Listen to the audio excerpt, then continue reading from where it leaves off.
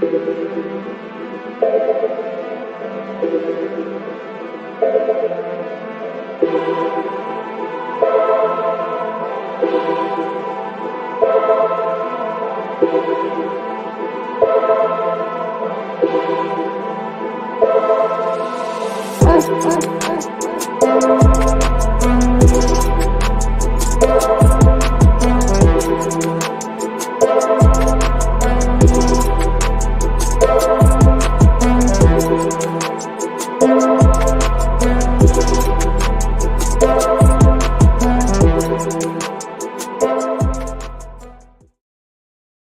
me show you something. Good morning. You mean you don't trust the police? Welcome to the Java Cafe, Java fam. Hey. Good morning, everybody. Good morning. Today is Wednesday, October 2nd, 2024, and you are in the Java Cafe. We have not heard that track in a while. Shout out to Brother Lawrence Jones that did that for us 4 years ago. And so speaking of that, so many of you are in this morning to listen to Mayor Wu and I. Just know that on March 22nd, save the date, 2025, we are going to have the Java Gala, 5 years of celebrating Java with Jimmy, our impact, the Java family. We're going to do the Red Cup Awards. And so save that date, March 22nd, 2025. The mayor will be with us in just a few moments. Who won the debate last night? Go in the comments for me. For those of you that are on Twitter, hit that live chat and tell us who do you think won the debate last night. Those of you that are on Instagram, who won the debate last night? Shout out to Black Dollar, Nisi, Katrina. Pastor Matt is over on Instagram. Shout out to the folks on Instagram and Twitter as well.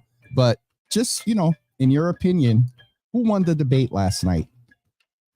Pastor Marshall, good morning, brother. Good to see you in the room. Dina, good morning to you. Good to see you in the room this morning. Naraki, beautiful, good morning to you. Good to see you in the room. And also Sister Soraya, good morning to you. So Naraki said Walsh won with the January 6th question. And Pastor, I missed that. Thank you for the coming up on 5 years.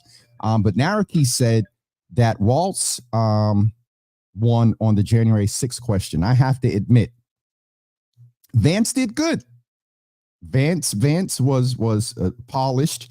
He lied a lot, insinuated a lot of untruths, but when it came to January 6th, and Vance also didn't answer some questions, and I got occupied and wound up listening in the background. But when they asked Walsh about the Tiananmen Square being there, in the background, I was like, wait, what? Got a little confused for a second. So Anthony said Vance was a lawyer doing his best to defend the indefensible. But Pastor Marshall says, I hate to say, but honestly, Vance won. He was masterful in his performance, which is what debates are truly about, performance. And so that, Pastor, here you go. I was thinking that as I was reading the first part, are we rating them on performance or are we rating them on content? Performance, Vance did well. Walsh, I did want him to kind of clap just a little bit, just get him. And he did in his own Walsh way. But you also have to understand that while our mayor is on the way, let me also share with those folks that believe this notion or this narrative that, you were in the administration as the vice president for 3.5 years.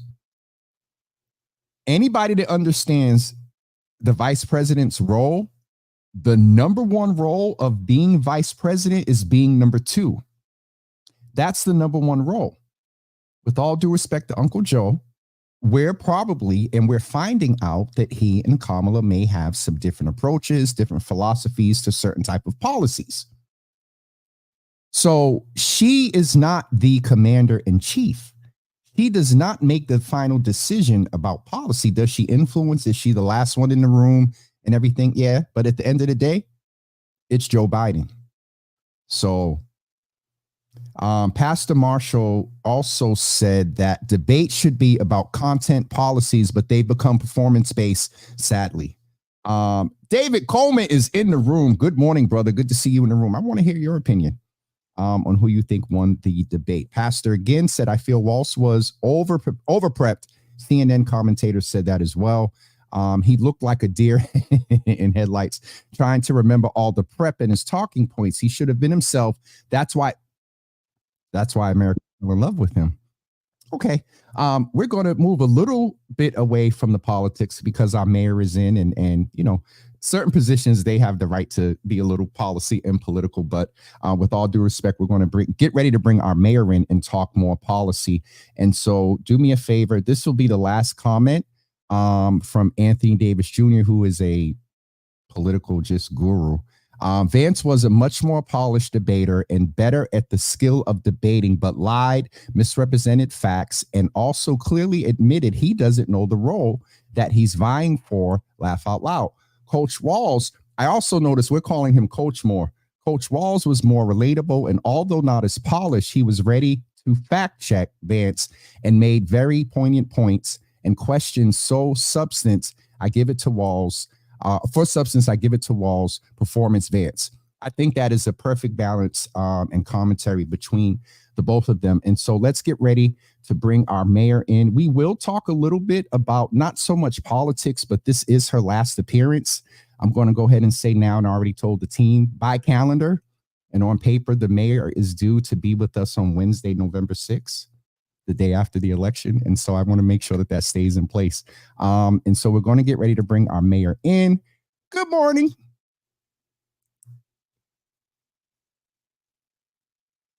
Get her on the screen. So we got you. Michael, I got a text saying you was all set up. I was like, oh, shoot. So we got you in the office today. Yes. That's Okay. why we had a little issue here. There was someone setting up Trump flags to city property outside, but we will take care of it. Speaking of the election. All right. So, Mayor, I was going to end with BSO, but I was going to end with this. All right. So maybe let's jump in here first. How important is it that, you know, the night before next month when you appear, that people participate? Feel free with wherever you can, within all the political ethics or whatever. Your thoughts maybe on what happened last night, if you don't mind. Yeah, I watched probably I think I watched in almost all the way through. I didn't see the very, very end, so I didn't see closing statements, but it's really clear there's a contrast, and most of all, this is a moment where it can feel you know, sometimes I just hear this sense of exhaustion from everyone, right? Yep. So many continued headlines and focus on all the things that are really stressful and continue to make life hard for families. And so this is a moment where we have to kind of absorb that and then charge through and actually work even harder to make our voices heard. So getting out to vote is incredibly important. It's still going to be a very, very close situation. So, you know, for Massachusetts, that's a particular, you know, we have to find ways to support sometimes in other parts of the country, but reminding everyone in your networks, you know, families are spread out all over the place sometimes these days, or there's opportunities. So please get the word out, make sure you're marking down Election Day to vote, and spread the word about how to participate. Absolutely. Mayor, let me ask you, based on, you know, what you just shared, I can't believe that the trolling type people out there, and they know better than putting stuff like that on city property. Because we started this way, you referenced to the fact of the exhaustion and, you know, just a lot of things going on and managing things. This is Women's Business Month. You are our CEO, our executive director of the city of Boston, can I ask you for a second, what is it that you would say to where we are with women in business? I know, you and Brother Shagun and the small business and stuff are doing a lot of work. From that perspective, you being our, CEO and executive director or whatever term of the city, a businesswoman, where are women in business? It's so interesting that you're asking this now, because I was just over the weekend thinking about this. I went to an ice cream social that one of our local reps was hosting, and they had they brought as the kind of featured ice cream Sweeties, a brand new business that had received a space grant, and we'd celebrated their ribbon cutting a couple weeks ago. It feels earlier in the sort of late summer, and now to see them, two moms with two kids, starting a business, expanding with all of these, community events and ventures, and hearing about their plans for what will come next and how quickly they already need to be thinking about expanding their capacity to meet the demand, and how much the business has turned into just a neighborhood hangout. I hear all the time that kids will go from school to quick stop at the library, which is kind of across the street, and then right over to there. And so for families to be able to set up these routines that are around all the different places they call home in our community is really, really special. And so many of our businesses, especially at the small business scale, really contribute to that. And I thought it is the fall. And so I was glad that when we recognized it yesterday, I said, let me ask the mayor about being, a businesswoman. And so getting back sort of to our flow about policy, Mayor, we have had, over the years, we've had discussions, meetings. You've sent emails and stuff in my time as an advocate and activist, and still am, just in a different way. There was another incident the other night. We've talked. Just any updates on violence. You shared that Dr. Yarbrough's going back to sort of a office structure. Where are things with violence and building better and keeping those numbers low, but also understanding that where the numbers are still active or are in same pockets in areas in our community being impacted.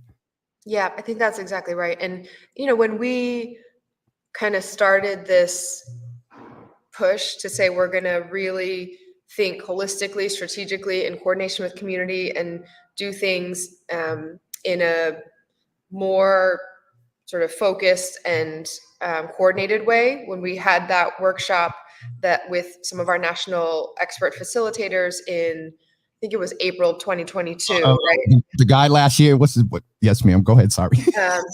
And that, we heard then that one of the most important founding principles is you have to have your mindset about tackling violence and ending violence in the city has to be the same every single day of the year.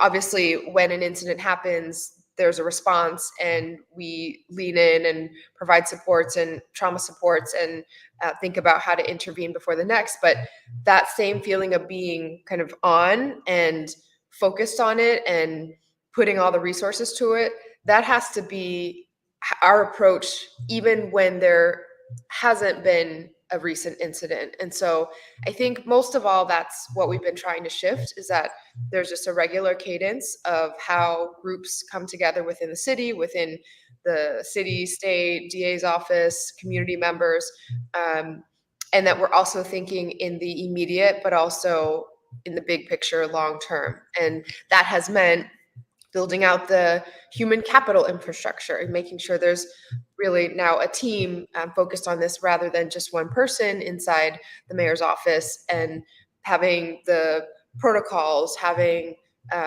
the ways that everyone knows how we're all on the same page across the city. And, even as we've seen the numbers trend in a certain direction, it hasn't felt easier, because each incident builds on what communities have experienced, and we still have so much work to do. We get questions all the time now from other cities. How are you doing this? And it feels a little bit, a little bit of an affirmation of Dr. Yablo and Commissioner Cox and all the community members' efforts to say, here's a model that Boston's been working on, and we can share a little bit with others who are, wanting to get to the point that we are at. But it doesn't feel like we are, even though we're sort of further along than we had been before, it still feels like we're deep in the work, and in these moments that there's still so much trauma that we're processing and trying to work through and support our community members through. Mayor, one more question there, and we've talked about this a lot from from years ago, and I have to realize and just name to you and to the audience, to the Java family sometime, to the Java family, is often sometimes I get in these spaces, and I mean, you can attest to some of the frustration, because with all due respect to the leaders, I've spoke to a couple yesterday just to make sure they understand what I'm saying. But Mayor, I realize that in working with one, when you were there, 4 mayors, 6 leaders of this office. And, it's just interesting to see the cyclical of some things that you and I have discussed. And one of the things that we talked about a lot was street workers SOAR. That is now gone. And there is a sentiment of those that are on the ground and some others that move in this space of where is that work being done? Where is the follow-up and the intel? There was some belief from somewhere that some of the street workers would be absorbed into SSYI. That's, that is not a new space for me and question about stuff. And so do you know what the plans are to absorb a lot of the work that the street workers and SOAR did in sort of that direct service, those that feel that they have no other choice but to shoot intervention? I don't want to use, some of the negative terms. And if you've noticed in real time when you were talking, I've changed it from update on violence to update on community safety, because that is the goal. And so in getting to that goal, how do we ensure that there is proactive, preventative work being done with those that feel they have no other choice but to shoot? Mm-hmm. Yeah, I think there's 2 pieces to this kind of conversation that we've been having as a city for probably the last 8 to 10 years about what the right structure is for the work, like where should the work live. I think there's no debate or question, like there's no daylight between different groups feeling like what is it that we need to be doing, right? We know we need interventions. We know we need to be reaching out directly to those individuals who are either through past behavior or through experiences of trauma connected to the need for services. And the question has always been, where does it sit best for that work to happen? Is it in the public sector, where we are kind of bound by certain types of protocols and certain boundaries? Or is it in the community side? And how do we share when both are contributing to that? And then there's the other question of how much can be publicly known, because when the work lives in different spaces, especially on the public side, like at the Boston Public Health Commission or the police department or any other variation of city agencies, the sort of legal confidentiality lines are clear, and we have to find ways of how we share what's actually happening and be able to report out to community whether it's working or not working, and make sure that accountability is there while also protecting the rules that we are subject to as well. So I think in, some of the feedback that we'd heard over many years at this point is that some of this work is best done not by the city, right? There are some places where to have trusted, connected partners. That sense of being truly embedded in community is really important. However, even then, the city needs to have just a completely intertwined relationship with the organizations who are doing that, and for all of us not to be operating in silos, but to be together and to share what we can appropriately in the right spaces. So I think that's been the goal that we've been trying to build this new model of the regular cadence. Everybody's at the table together. Everybody therefore understands their roles and who's doing what. We have along the way been doing a revamp of the neighborhood trauma teams, and that's been a really important piece where it's almost a little bit of a hybrid, where these are usually very, very well-connected community members who are engaged by the city in a little bit of a loose network with the appropriate training and resources and all that, but really they know their communities best, and trying to find ways to support their transition and their leadership is going to be a key part of how we actually build the healing to then make sure that the interventions are working. Last on this, Mayor, because I know your time and you're in there, so I know you have some obligations. And we last month stated the nuances of balancing what comes from community, your time, when you give us a lot of good data and information. Last on this point around community safety, you talked about the strong needed, the partnership, the strong partnership that's needed between community, municipality, state, and whatnot. And I get that data piece, and I will just share that it is important for the community, you, council, to know enough information that the work is being done. Mm-hmm.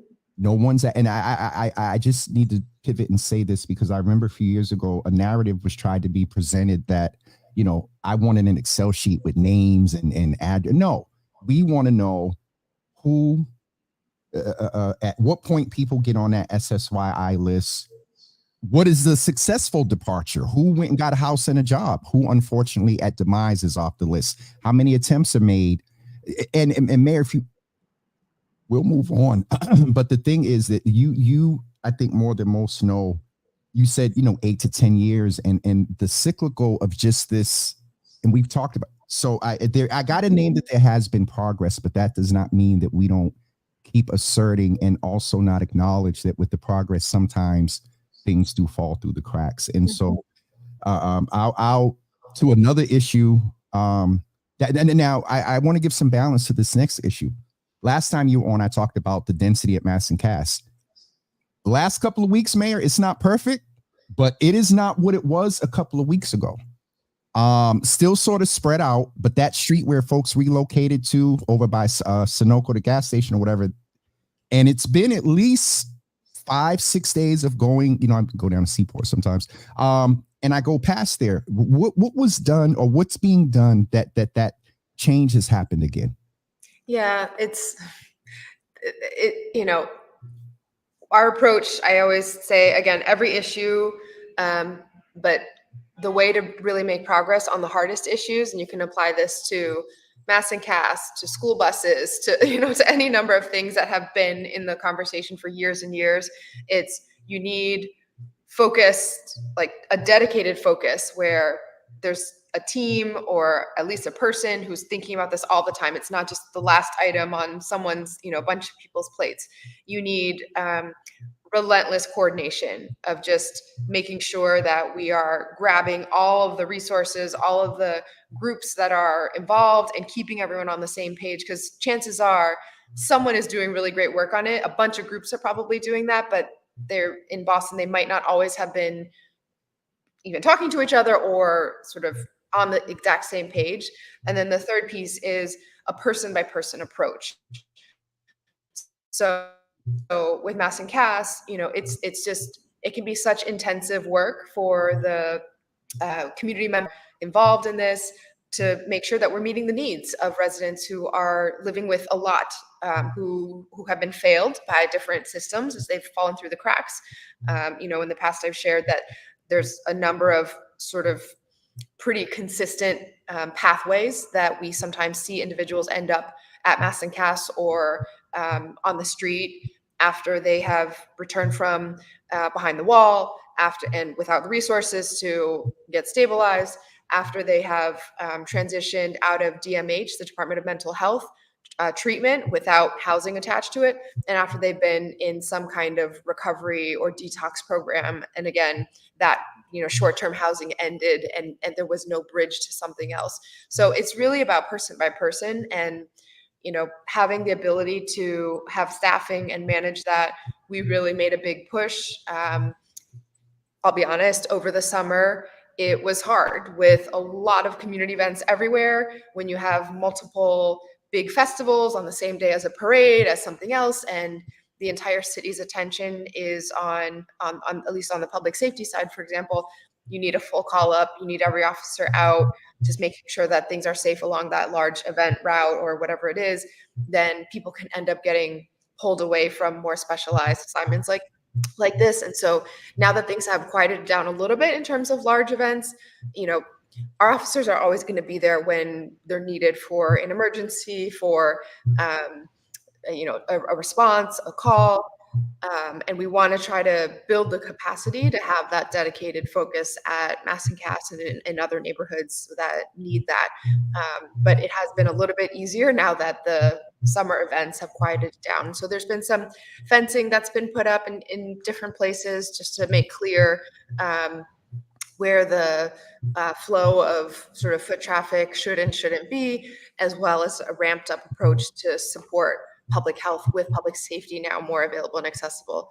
Some of the challenges that now that we have housing and many of the folks who are outside in groups are accessing the housing that's been provided. We know names and individuals, and people are often looking for somewhere to gather during the day. And so we're trying to, again, move to a system where there's dedicated services in places where people can be throughout the day as well, rather than just sort of everybody milling about and then, being a little bit of a magnet for more predatory behavior that can happen.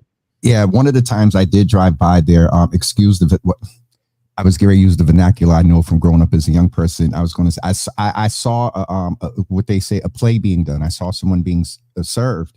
And, I had looked and saw, and I know, we've talked before about the police safety and whatnot, and their presence there may have some impact, but that piece that you just mentioned about the magnet, everybody down there is not there trying to, well, there's some people there that are preying upon folks' sickness and addiction, and that is just not fair. Mayor, I want to be balanced. I know, Michael, I'm 2 seconds over time, but with where we started, I did not get a chance to ask the mayor how she is doing. You are, and I'm old school, you're with child, you're managing all of this, you're getting ready to hit the third trimester.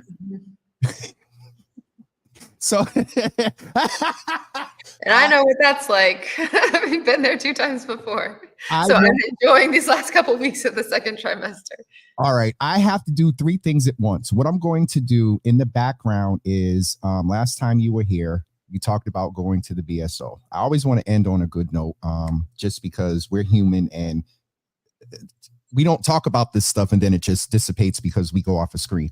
And so also this Friday, and I think it's so apropos that we're going to talk about Joy, specifically Black Boy Joy. I'm sure you've seen this brother in Community 4, Brother Craig Martin.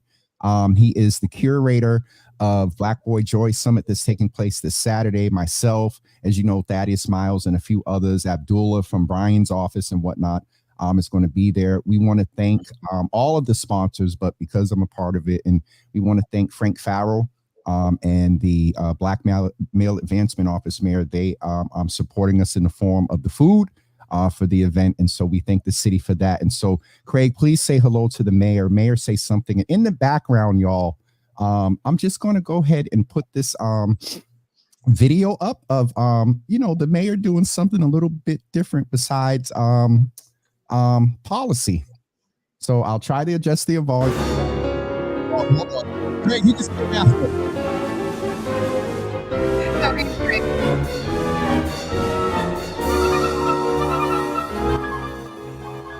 I'll turn the volume down. That's enough. No, we didn't get to the part yet, Mayor, but you killed it. It's coming. Hold on. It's coming. Here it comes. I was like, whoa. This part, we're going to remix this and make it we got to get ready to go and let the mayor go. Again, team, forgive me for being over time. Craig, go ahead and greet the mayor. And Mayor, if you could just sort of close out with after Craig greets you, just how important it is, specifically in this case, that Black men celebrate their joy. Well, greetings, Mayor Wu. It is a pleasure to be in space with you. I really appreciate all that you're doing to create the spaces and the resources and the opportunities so that Black boys and men can thrive. I actually served as a teacher. I was a Boston Educator of the Year. I was actually Principal of the Year in Massachusetts as well for 2018. And also was recognized as a nationally distinguished principal. So I've done, I've committed a great deal of service to, Boston public and the greater Boston community. And I just want to share that this is a love offering for every Black and brown young person from birth all the way to adulthood. And we want to continue to live into that great work that's part of the tenets of what you've laid out for the community. Thank you for everything that you have done, are doing. We're so excited and so honored to be able to partner with you in trying to provide a little bit of the wind to spread the word even more. I think, we started this conversation earlier this morning about what it means to feel really exhausted in life and in community. And this is the way to not just kind of provide the antidote and reminder that our humanity, our identity, our sense of self is really what's going to lead us out of any challenge that we have at any scale in the country, but that we do it together. So I'm really excited, and thank you for all that you're doing to build community in the city and lift up our residents of all ages. Mayor, thank you. Mayor, thank you for being with us again. Tell Michael and Phyllis and them I'm sorry, and I'll do better. But we had to end on a good note and just see you there, swooping on the pearly whites. Mayor, we'll talk to you soon. Time. Thank you, folks. Hopefully you were able to get that update from the mayor, and there's a lot that we still have to do. And Craig, I always Ayanna, the mayor, and Congresswoman Presley, excuse me, and others that move in spaces that you don't, when you log out at 5 o'clock, you don't log off. When you hang up the phone, the conversation isn't over. And so I ask folk, often how they're doing. And so with you, I believe this is your first time on. I always like to give my guests the opportunity to say hello to the audience and introduce themselves a little bit. There's some things that I didn't know. About you being Educator of the Year and Principal of it. You just don't know who's among you often. We've been out, we broke bread, we fellowshipped and all of that. And you just never know. And that often happens in the space. So tell us a little bit, greet the audience, tell us a little bit about yourself, how you got into Boston and where this notion of the Black Boy Joy Summit came from. And then I'm going to challenge you to do all of that within like a 90-second period. Of course. How you Good doing? morning, Jimmy. Good morning. Hello, everybody. Hello, fam. Hello, Java with Jimmy community. I'm Craig Aarons Martin. I was born and raised in New Orleans, Louisiana, and came up here in 2005, same year as Katrina. I wanted to go to Lesley University, where I got my master's degree. But I also found a great opportunity to work and serve in Roxbury. So I've been a teacher at the Nathan Hale School. I've worked at the Hig Lou. I've been a principal at the Perkins School in South Boston. I was at Boston, Bridge Boston, across from Boston Latin Academy as a head of school. And so my career has been focused on the empowerment, the affirmation, the uplift of our young people, especially our Black and brown young people, who always seem to have the odds stacked against them, but they have I mean, uncomparable potential, resilience, genius, and more. And so, this Black Boy Joy Summit is a love offering to the city and the community from birth to adult. While we're starting with teenagers in our first convening, we're planning to build this out so that adults have an opportunity to stand in the gap and learn and serve and break bread and commune. But we're also going to do something for our younger friends who are elementary young people, because they too need TLC, and they need to also be amplified and affirmed in their work too. So I'm grateful that we have this opportunity to do this in partnership with Boston While Black, Harvard University.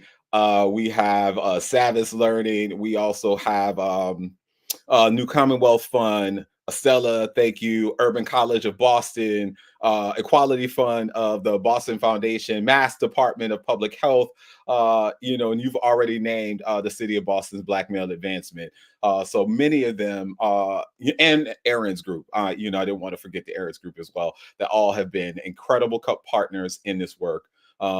And again, one of the biggest champions I have is Des Whitehead, who is a CEO, Black woman, supporting Black and Brown businesses across the board. But Des Whitehead as well has been an incredible champion from How Marketing, who has helped to make sure that this thing looks stunning and amazing. Sorry, we have a sense of, just based in your presentation, you went right to the summit and not.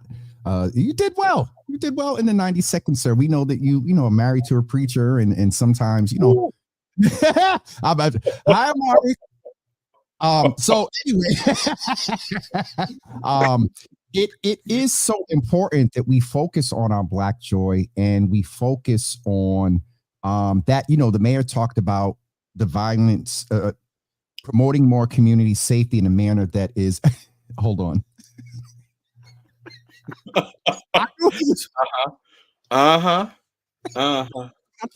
Shout out to the bro who I actually met before meeting you, and you guys are just doing great things in many spaces, including the LGBTQ plus space. But there's so much that fights us, Craig. And what do you want attendees, young people, old heads like me, what do you want the brothers to walk away with? And let me ask one other question, and I didn't brace you for this, and I know you may have a response. I appreciate our queens that people like Toy Burton and Naisha Dean and others that focus on Black men. But there are times that we need to convene amongst ourselves. Mm-hmm. Our sisters invited, or do we invite them to just be supporters and watch social media for our highlights? So being birthed from an incredible Black woman, my mama, Cheryl Martin, she might be, in the Facebook's feed right now. Yes, I mean, we are incorporating so much of this so that it is family friendly. We are creating a parent village, a parent caregiver village where, there's going to be opportunities for families to create gifts, love offerings for their youth. And we recognize, and I recognize, that for many of our youth, Black and brown women are the cornerstone. They are the first teachers. They are the fighters, the advocates. They are the ones who hold your hand through the tough spaces. And there's so many who do that for me. I'm excited that Rose Felix Kratsley is going to be leading us in a mindful meditation, because as you shared, our bodies are inundated with so much in the social media sphere, political sphere, all of this stuff is going on. And so we're going to start off just be able to say, let's pause for a moment.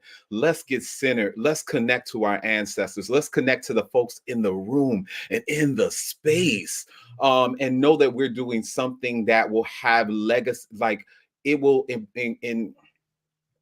absolutely intensify the legacies of these young people and the adults with them. And so, yes, we are creating opportunities where young people will experience workshops. So we actually have a dynamic panel. You just showed some of our youth panelists who are going to be joining. Shout out to Gavin Smith, who has some incredible young people at his at Boston Latin Academy. We have Daniel and Gabriel and Javon, who are coming in and they're going to bring the fire. They're going to talk about their insights on what it's like to be a Black and brown youth in the city of Boston, and also challenge us, the adults, on, well, what is it that they need from us? How do we prepare the platforms, the spaces, the community so they can take over? What are the ways we are going to create opportunities to interface with community partners and leaders like Thaddeus Miles, like yourself, like Devin Morris, like Gavin Smith, and Abdullah Beckett, and other leaders who are going to be in the space, who are going to share insights on their journey, be able to say, hey, here was our intent in actually taking on the work we do, and here's why we've invested in the community in the ways we have. And we want to listen to you to figure out, okay, well, what else do we need to do in order to make the spaces across the city safe for you, places where you can thrive, that maybe we have internships that are available to you, community partnerships that you didn't even know existed, all so that your social, emotional, your academic self, your spiritual self can all be held holistically and nourished, because that's what we need today. That point of nourishment, you can't talk joy without talking love. Yes. And so I have two questions for you before I let you go. And I don't know which one to, so I want to end with love. Craig, you are not, quote unquote, out there and a whole bunch of the Boston Poly tweets and all that other stuff, but you understand the power of our voice. Yeah. You understand the struggle. You understand, and I'm not sure if you're aware that folks that look like you and I are purposely being targeted with misinformation around this election. Yeah. There is the Black Men for Kamala. There is a lot of movement. There is some brothers some brothers have, based on their information, some concerns. And so I do get it. How do we ensure that, one, very primary, that Black men be very intentional about participating in the electoral process, civically, local and municipal, on the municipal level, state and county level, and federal elections, and also be intentional about ensuring that we're aware that we're a voting bloc that's being sought after, and how do we use that in the correct manner? Long loaded question. You're an educator. And so you can decipher through the 6th and 7th graders. So I'm sure you can get through this 53-year-old's way of just trying to say, this is important. What should we be paying attention to and doing? Great. It's a great question. As a 5th grade teacher, I actually brought my students. I specifically, picked my Black male young people in Roxbury and brought Black and brown, because I had my Puerto Rican, my Dominican young people who came. And I brought them to vote with me. So when it was President Barack Obama, we went, and I brought them because I needed them to see how the process happens for them, because we had spent all this time talking about civic responsibilities and duties and how they can be great citizens in the community. But it's like, I get to show you the power of your vote. And like walking through a ballot, giving them an opportunity to look at the questions, talk about the questions. How is that impacting them? Holding debates so that they can also engage and think for themselves. Our job as educators and partners and advisors is to actually get young people to thinking differently and critically about the world, outside of just like TikTok and Instagram are very much vehicles for us to get information, but not all of the information is true and valid.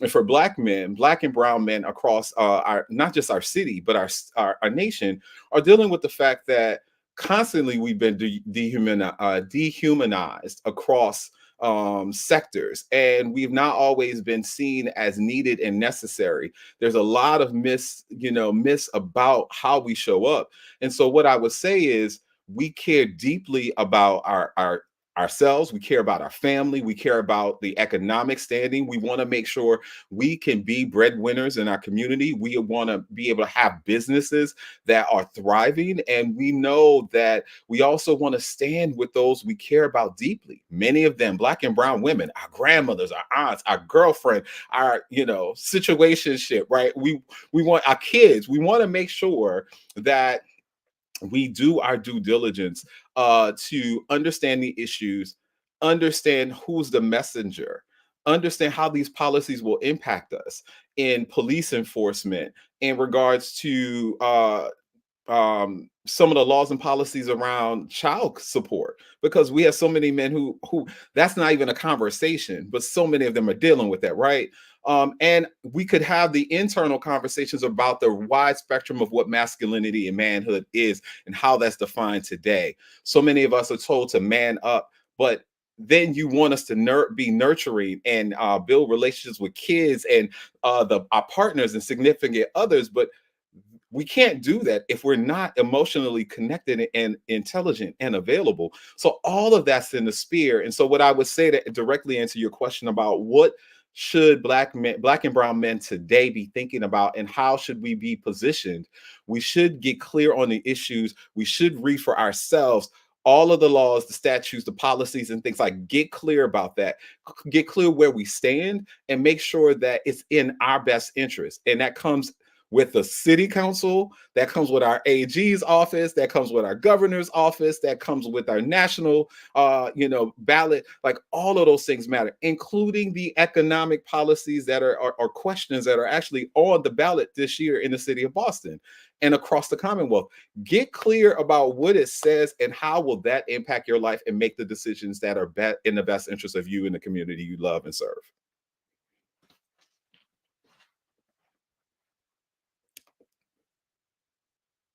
So I purposely he said, Thaddeus, don't start. He said situationship. Yes, I did. Question before I give some commentary back to what you were saying, and really love everything you said. Miss Teresa is asking, so I believe it's middle school and up for now, Craig. Yeah, it's 12 to 18. So it's 12 to 18 for this one. We're doing one for the elementary friends in the spring. We're doing something specifically for the adults in the winter. Just the old heads?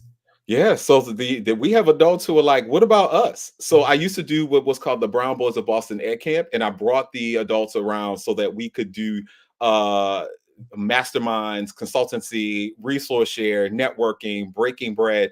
People wanted those spaces to figure out, hey, I got a son who's got special education needs. Here's what is the issue. Where can I get support? Hey, we have a housing issue where it's 6 of us that are in a house. We're all trying to figure out what we need to do. I got a 16-year-old who's now going to school because he's actually working so that he can support the grandmother, because the grandmother is the one who is the house we're living in and they're being put out. How do we solve for this problem, right? And so there's so many issues that we're finding that young people are having to face, and the adults who are standing with them are trying to also figure out, well, how do I connect? How do I understand this young person who's with me, and where is the help? And so there are so many organizations across the city that are doing phenomenal work. I'm not going to lie, but I don't know whether or not people are as clear on where those supports are. And so we just want to make sure we put people in proximity to where the supports are. And that's what this summit is about. Youth being able to interface directly with people who are going to be able to support them. So that was very much important to me, and I'm glad that we're able to do that. Craig, hold on. I'm trying to get the link so folks know where to go and get the tickets. I do this stuff in real time. So I don't know if you know Pam Leans. She runs the Boston Equity Fund, and she wants to partner with All right. And Pam got money. She also has connections. She also knows this work.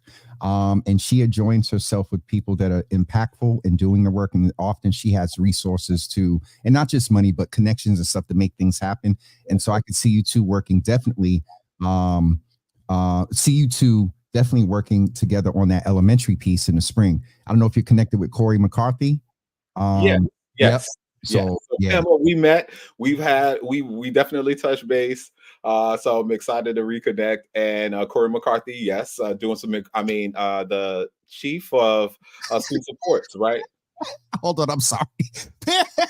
Ooh, told her business.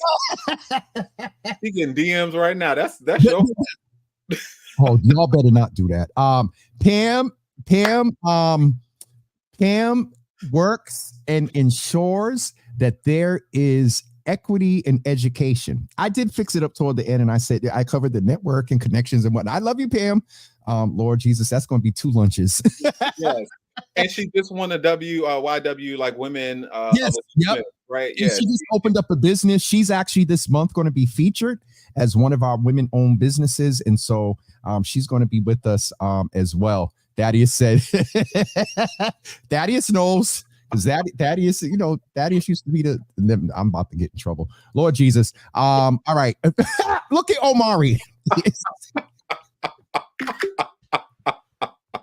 Love it. I am glad that we are definitely ending, in a space of Black joy, most appropriately. So Donna Williams Bowen, I will keep an eye out for the 11-year-old for the younger summit. And Pam, be careful because Facebook will see stuff like that and start messing with you. She was playing for all you bots out there.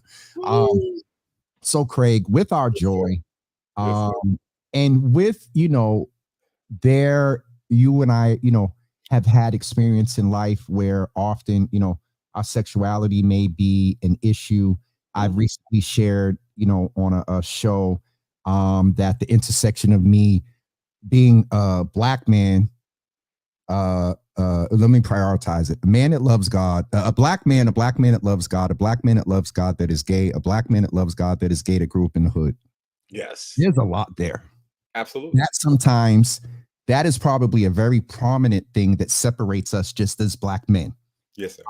There is for lack of better words, there is the perpetuation of urban violence and us often taking each other out in beefs and stuff like that. There is the child support issue. There is those of us that are getting concerned as our parents are aging. Just life be lifing. Right. The other L word with that is how important is it for Black men to love one another? Love. Yes, sir. Yes, sir. I will share with you that I understand and own I am a Black man who happens to also be an educator, a husband, a son, a surrogate father, a godfather, a friend, a traveler. There's so many parts of my identity. I also happen to be queer as well. I can share with you that there is a lot of perceptions about what manhood and masculinity, how it shows up. I will share this quick anecdote. I did a book group probably earlier this year, maybe in the fall of last year, and it was focused on body insecurity and body positivity. And so I shared some Hold on. From men? We really got sorry. Oh, go yeah, Keith Lemon does a book called Heavy. I'm like, that book is dope and phenomenal. He does a phenomenal job of really talking about our Black bodies, and for men, all of the messaging that goes with how do we relate to our own bodies, love our bodies, feel a sense of liberation, and then sometimes do we have the insights on how to relate intimately with our partners, whether or not it's female or male, or anyone across the binary. And so what I recognize in loving ourselves first is important. Trusting ourselves first is important. And then surrounding ourselves with people who, for some reason, want to be in our spirit, in our space, who want to break bread, who want to be able to confide and trust and be able to go play ball or go shoot golf or play golf. I don't play golf yet. It's putt more but have bourbon, travel. And for men, sometimes, and I'm not generalizing this across all men, our love language is in action. It's like, how are you showing up? Are you walking the walk? Are you consistent in who you are, how you show up? And are you willing to give me the space to be all of me or part of me and know you're not judging me? Or you're going to call me in, but you're going to call me in lovingly and know that everything that's happening is from a place of love. There is no motivation than I want you, my brother, my friend, to thrive. I want you to win. And so I might call you in on some things that may be harmful to others, but ultimately, I just want to see you rise, man. And I want to see you rise king.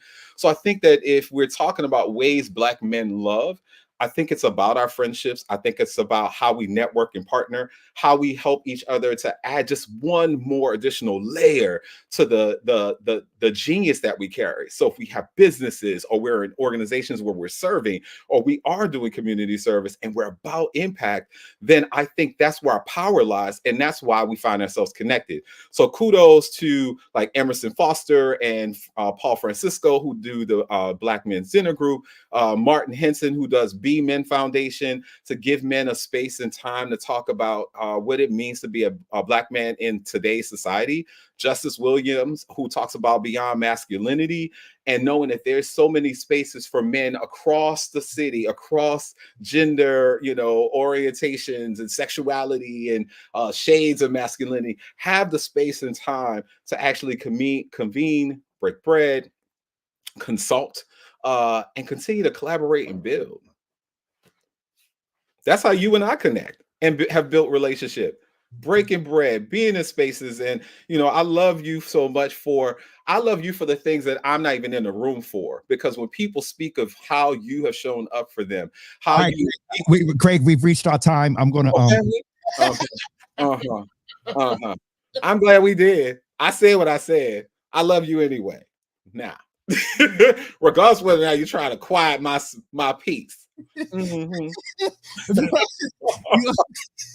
Hold on, because I got to get my blood out of my face back so I can function. Jesus, okay, get your color back, brother. The little bit you got, get it back. Okay, no, but Craig, I appreciate you, man. It's about. I apologize because I was just getting ready to say it's about Black Boy Joy, and Thaddeus knows and some others. I struggle, with that, and so I do apologize. I should have let you finish. And here come this. Look, yes, come on, Thaddeus. I love you too. Like, if we had time to really talk about like the shades of masculinity in that we are experiencing in the city, like that's a conversation. That needs to be an after dark as well, because we need to have some real, and I shared with someone the other day that my intersection life experience along with others, but I know specifically for me that area that I mentioned that is one of the primary things that separates us around sexuality and what you do behind closed doors. For a lot of folks, there's no difference of how we function, what we deal with, the pressure that we deal with. And we just need to be able to have a real conversation where I see my role in that is you talked about it, there are preconceived notions that come with you identifying that you may not be heterosexual. Yeah, cisgender straight. Cisgender straight male persona. Yes. This is why we need to have this convo after dark. And it just I can, in understanding and loving one another, it takes a level of being able to hear, converse, appreciate, and to some extent, I know understand for some is a word, because if I understand it, that means I agree with it, whatever. Yeah. We need to have dialogues about where we have commonalities. Mm-hmm. We love, we hurt. Yeah. Some of us cry. We have needs. Yeah. And we need to talk about that the shades of masculinity, the shades of economic status. Yes. Yes, sir. Because that's a primary, hood versus, C-suite. Yeah. Where, UCB folks are very happy right now because it's 10:02. And so they're going to get 90 minutes for watching today. We are over time. And again, I apologize about the not allowing you to love and appreciate. Pam and others are in there. Anyway, Miss Teresa said it was the uh-huhs and for me. He's from New Orleans. Look, I'm just saying. Craig, I am. So Anthony from my team does that. We'll say something, and you'll just hear Anthony in the corner going, It just, we understand, and that's one of our. Now, help me with this word, Mr. Educator. Colloquial, say it. Colloquialisms. The not that one. The things that we say. That one. That's one of our things that we do in our community, and so, and that's right. Ooh, coming in hot. Look, can I just be in the room? I'm gonna bring popcorn because I'm like that conversation. Because I already got text to talk about, or Thaddeus said, not in the text, in the comments. Thaddeus was like, you need to bring him on more often. And so it man, you really, you came to talk about the summit and whatnot, but you really helped me a few spaces today. And I'm sure this dialogue, I'm about to get in trouble. Sister Michelle, I'm sorry, when the mayor comes on because of her schedule, and she's been doing this for over a year, we go back to 9 o'clock for the mayor. And so I apologize. Sorry, Michelle. This is so important, Craig, that these conversations happen, that we be real. We appreciate differences of opinion, but at the end of the day, we do love on one another, and we do support one another and not tear each other. I can presume some things in Thaddeus's comment about the shade and not tear each other down. I participated. I till this day still sometimes gotta fight because them sometimes they're unjust, and then sometimes when you bring up somebody's name or whatever, and that makes somebody look different. We got to be cognizant of that. Let people build relationships. Let them have their own experience with someone. Now, you don't want to let somebody get harmed, but anyway, yeah, I think it's just, I would only say this. It's about people understanding your intention. I have a 20+ year, stated career. Google me, boo. Google me, where you can see my commitment to our young people in our community. It has never been hypersexualized in my work. What I was trying to say, which I poorly forgot, was during the book club, one of my parents, former parents, I actually had two, who said, our kids, and we knew you were queer back when you was an elementary teacher back at the Hale, but we saw how you showed up for our kids, and we saw that you were a strong figure for them, and you really saw them thrive. And so that never mattered to us. And so it was like, well, no one told me this. They were like, well, why would we tell you? We felt like you knew and you felt comfortable, and we were great. And so it's like that right there. For anyone who, if you've got questions about me and how I'm showing up in the space, or questions about what my motives are, check in with me or Google me, and you will see what I love, what I support, where I invest. This summit is sponsored, supported by many, many small businesses that happen to be women of color, people of color, in the city and abroad. Like, that's how this thing is going, built and constructed for and by us. And so for those who are still trying to figure out, I invite you. Let's break bread. Let's talk. Let's ball. You'll win in basketball because I'm tall, but that's not my sport. Other things I could do, if we had time. But listen, it just is there. We need this. We really need this. Our either way, November 6th or probably November 13th, just based on some of the stuff that's going on, our country's leadership is going to change, and there cannot be presumptions made. I mentioned that there are some valid, though a lot of information concerns that a lot of brothers have around policy. Either way, we need to stay involved and assert our strength and our power. And so man, I'm excited about Saturday. I'm looking forward to it. Uncle Thaddeus and I are on the same panel. Sit next to each other. So more him keeping me in check, but I might have to nudge him a little bit. And so it is just imperative that we get the word out. I want to make sure folks know I put the original link, and there's so many comments I can't even find it. This is the link to actually get the tickets. And Craig, it's only $15. Well, actually, go to the sponsored link and put in greatness. GREATN. Sorry, greatness. GREATNESS.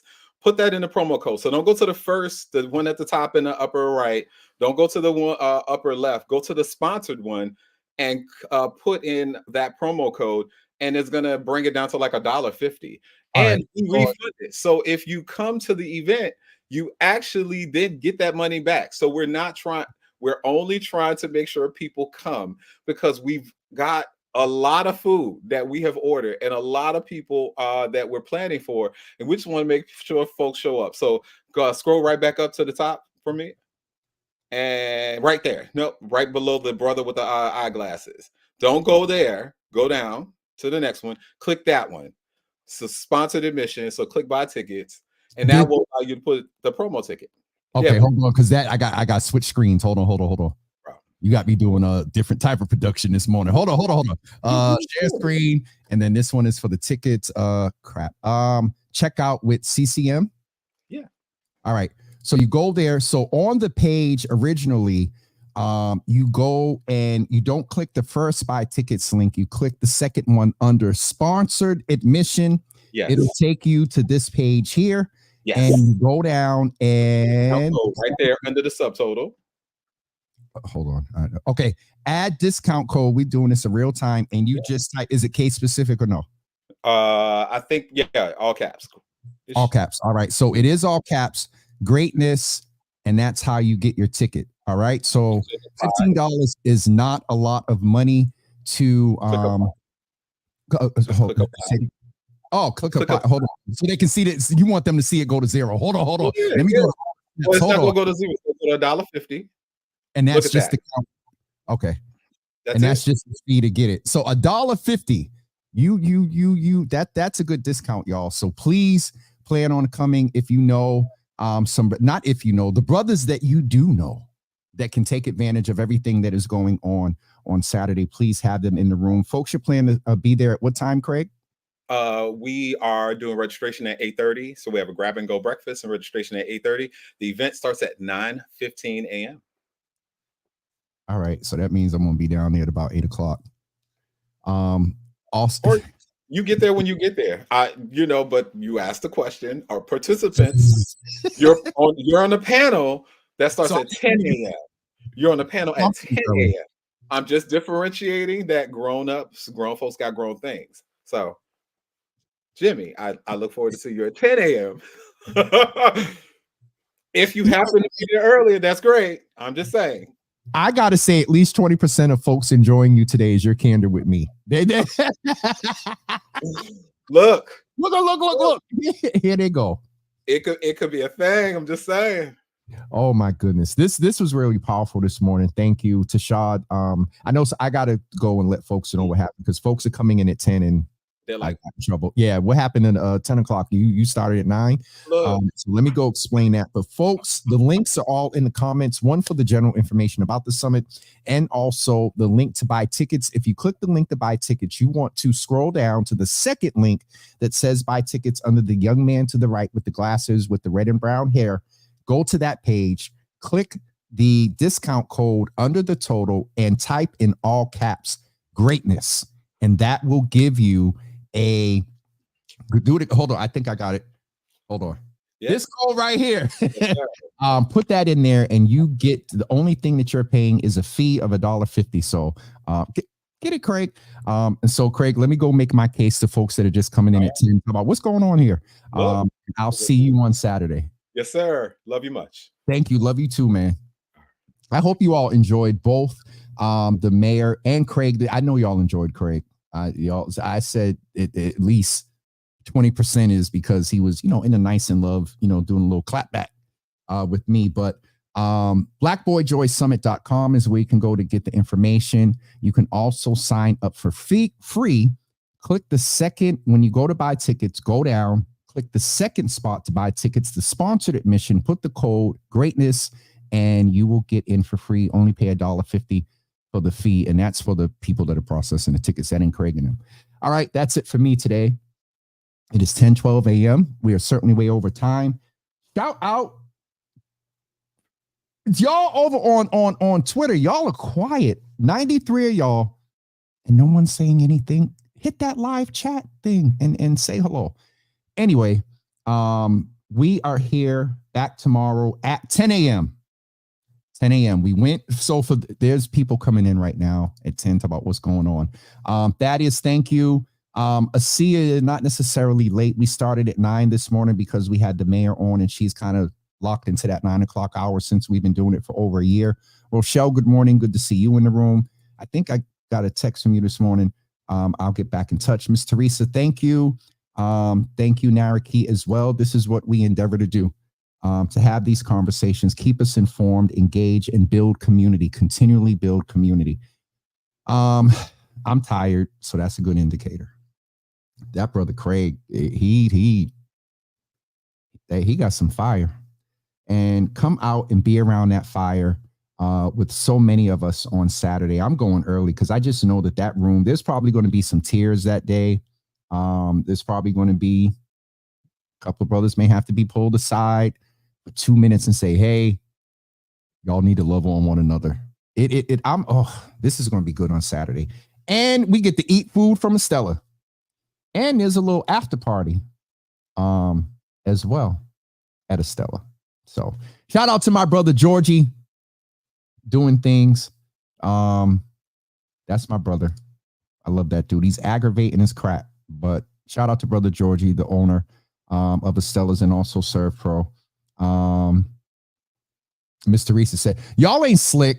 Miss Teresa wants to ask me something that I'll go off on. No, the mail service has not gotten better, and the city council is having a hearing about it, and y'all ain't slick. It's 10:14. Y'all getting y'all 90 minutes this morning. I'm getting off of here.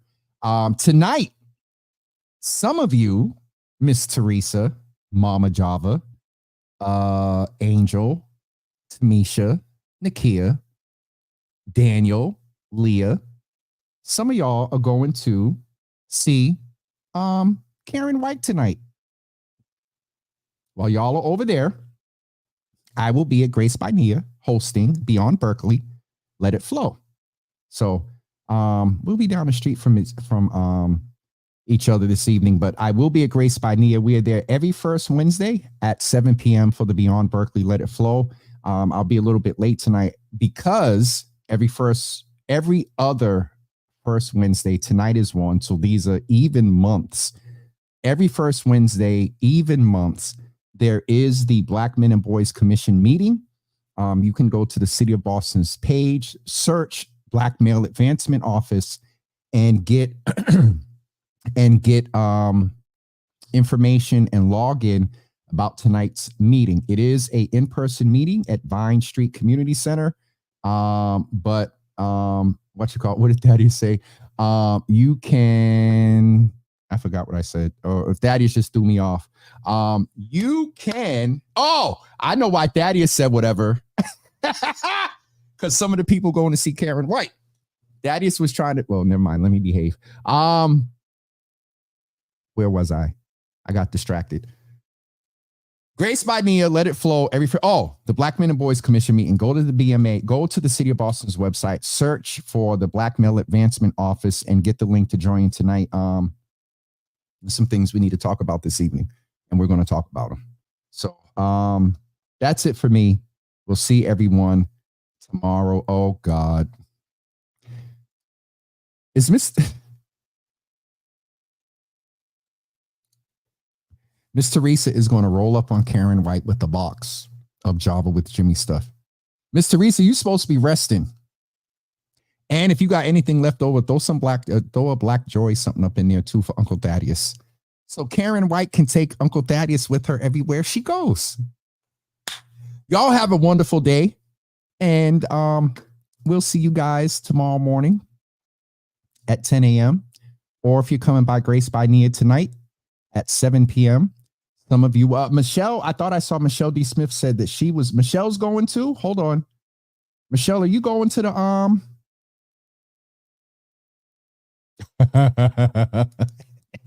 Uncle was trying to shoot a shot. I think Michelle is going to the concert tonight as well with Karen White. And so she's also going to get she's getting a custom Java with Jimmy Bag. Miss Teresa, I love you. Thank you. But you need to be resting and taking care of yourself. Oh, Jesus.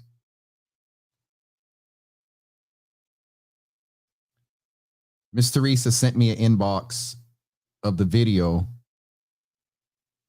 Okay. All right, I'll check it later. All right, I'm off of here. UCB, I'll get 90 minutes. I'm going to actually be with UCB on October 19th for their UC Talks. Uncle Thaddeus is speaking, some others as well. Sheena Collier, I believe Marv Neal, and some others are speaking, giving a UC Talk coming up soon. And so UCB folks, you get your 90 minutes today. I'm seriously out of here. I'm tired. We'll see you guys tomorrow morning at 10 a.m. Have a great day, everybody. And we'll talk. Don't forget Black Boy Joyce. Talk to you guys soon.